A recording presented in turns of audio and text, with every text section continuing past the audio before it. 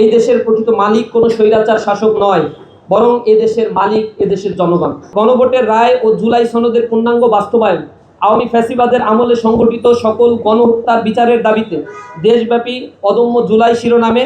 মাসব্যাপী বিক্ষোভ মিছিল ও সমাবেশ আয়োজন, রক্তাক্ত জুলাইয়ের স্মৃতি নিয়ে গল্প, উপন্যাস, গবেষণা প্রবন্ধ এবং সাময়িকী প্রকাশ, রাজধানীতে শিশুদের চোখে জুলাই জাগরণ শীর্ষক আলোকচিত্র প্রদর্শনী, জুলাই জাগরণ ডকু ফিল্ম প্রতিযোগিতা ও পুরস্কার বিতরণের আয়োজন,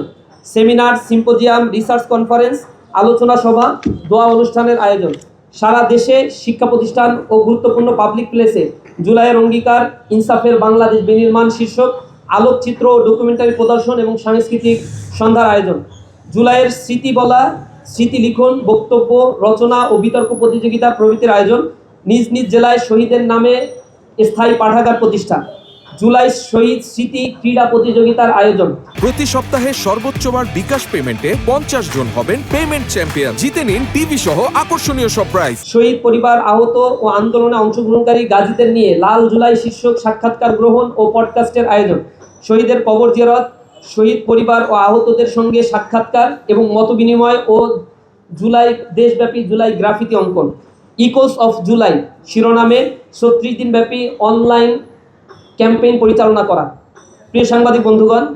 আমরা যখন জুলাইয়ের দিকে তাকাই তখন আমাদের চোখে ভেসে ওঠে আবু সাঈদ, মুগ্ধ, যাদের বুক পেতে দিয়ে তাদের এই বীরত্ব, মুগ্ধর সেই পানি লাগবে পানি বলে ছুটে চলা মানবিক সেই আহ্বান এবং 24-এর হাজারো শহীদের আত্মত্যাগ। তাদের আত্মত্যাগ আমাদের শিখিয়েছে ভয়ের সংস্কৃতি থেকে অন্যায়ের বিরুদ্ধে মাথা উঁচু করে দাঁড়াতে, মনে করিয়ে দিয়েছে এই দেশের প্রকৃত মালিক কোনো স্বৈরাচার শাসক নয়, বরং এদেশের মালিক এদেশের জনগণ।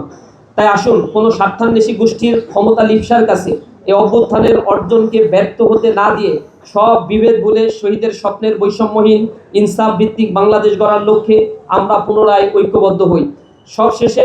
গণহত্যার বিচার, গণভোটের রায় এবং জুলাই সনদের পূর্ণাঙ্গ বাস্তবায়নের দাবি জানিয়ে আগামী 36 দিন ব্যাপী কর্মসূচি সফল করতে ইসলামী ছাত্র শিবিরের জনশক্তি, শুভাকাঙ্ক্ষী ছাত্র সমাজ এবং দেশবাসীর সার্বিক সহযোগিতা কামনা করছি।